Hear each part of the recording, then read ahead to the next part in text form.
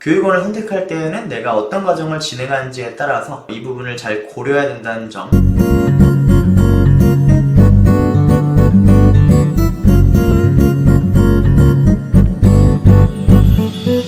안녕하세요, 레오멘토입니다. 자, 오늘은 학점은행제를 시작하는 과정에 대해서 이야기를 해보려고 하는데요. 제가 학점은행제에 관련된 여러가지 영상을 많이 올리기도 했지만 사실 처음에 이 학점은행제를 시작하는 과정에 대해서는 제가 그렇게 디테일하게 얘기해본 적이 없더라고요. 그래서 오늘은 학점은행제 시작하기라는 주제를 가지고 이야기해보도록 하겠습니다.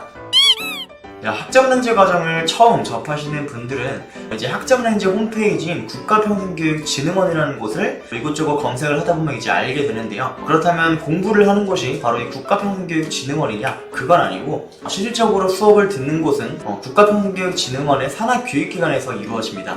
그게 뭐 온라인 과정이든 오프라인 과정이든 어쨌든 국가평생교육진흥원은 이러한 교육기관에서 수업을 들은 과정들을 최종적으로 인정을 해주고 또 학위까지 받을 수 있는 곳이라고 보시면 되고요. 실질적인 수업은 산하교육기관에서 진행이 된다라고 보시면 됩니다. 교육원을 선택할 때 꼭 확인을 해야 될 부분은 국가평생교육진흥원에 정식으로 평가 인정을 받은 교육기관인지 이 부분을 꼭 확인을 해 주셔야 되고요. 평가 인정 교육기관 여부는 국가평생교육진흥원 홈페이지에서 확인이 가능하다는 점도 참고해 주시면 되겠습니다.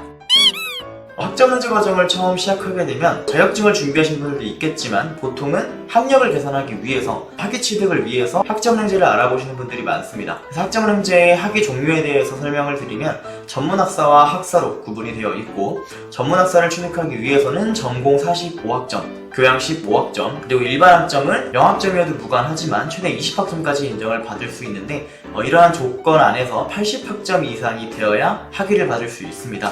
또 학사 같은 경우에는 전공은 최소 60학점 이상, 교양은 최소 30학점 이상이 되어야 되고요.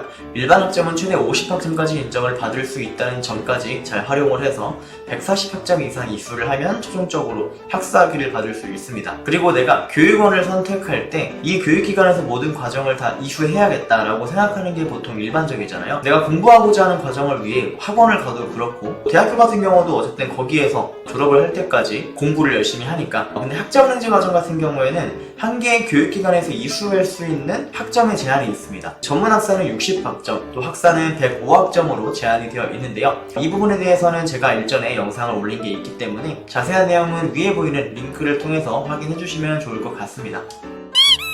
그리고 학점은행제 과정을 시작할 때 이제 수업 과정을 진행할 때 필요한 점 이것저것 굉장히 많이 필요할 것 같다라고 생각이 드실 텐데 바로 범용공인인증서가 필요합니다. 범용공인인증서는 아이디와 비밀번호를 통해서 로그인하는 일반 로그인이 아니라 범용공인인증서를 통해서 교육기관에 로그인을 해야 수업 과정을 진행할 수 있는데 이는 대리 출석을 막기 위해서 본인 명의로 된 범용공인인증서가 필요하다는 점도 참고를 해주시고 그 외에 필요한 점이라 하면 온라인 수업 과정이니까 당연한 거겠지만 컴퓨터, 노트북 이런 부분들 당연히 필요하고요.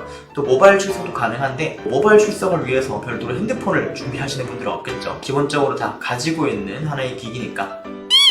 마지막으로 교육원을 선택하는 기준에 대해서 한번 얘기를 해보겠습니다. 학점은행제 과정은 일반 대학교와 마찬가지로 1학기, 2학기로 구분이 되어 있고 각 학기별로 학사 일정이 있습니다. 총 15주 과정으로 진행이 되고 출석, 시험, 과제, 토론 등 사실상 일반 대학교와 별 다를 바 없는 과정을 온라인으로 진행한다는 차이가 있을 뿐인데요. 전체적인 틀은 같지만 교육원별로 좀 차이가 있을 수 있습니다. 어떤 교육원은 토론을 2번 한다든가 또 과제를 2번 제출을 한다든가 이런 식으로 기준이 다 조금씩 다른데 이 부분은 교육원 홈페이지를 들어가면 학사 일정이라는 게 공지사항에 다 나와 있기 때문에 이 교육원의 학사 일정이 전반적으로 어떻게 이루어져 있는지 모두 확인이 가능하니까 거기서 참고를 해주시면 되고요. 학점은행제 과정을 진행하시는 분들은 자격증을 준비하시는 분들도 있고 편입, 대학원 진학 등 다양한 이유로 학점은행제 과정을 진행을 하게 됩니다. 이때 전반적인 학사 일정은 거의 다 같지만 내가 어떤 과정을 진행하냐에 따라서 포커스를 어디에 두고 과정을 진행해야 되는지가 좀 달라질 수가 있어요. 예를 들면 내가 사회복지사 자격증을 취득한다. 이러한 경우에는 성적 관리에 대한 부분은 크게 신경 쓰지 않아도 되지만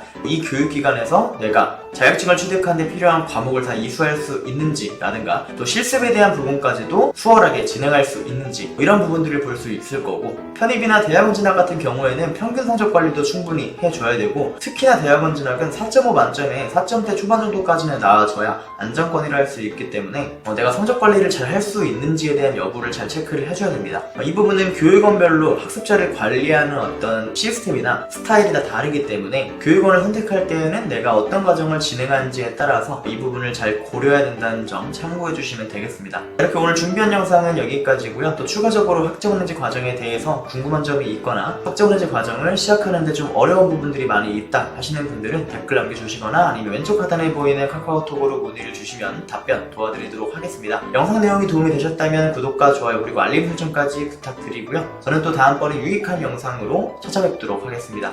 지금까지 바카TV의 레오멘토였습니다. 감사합니다.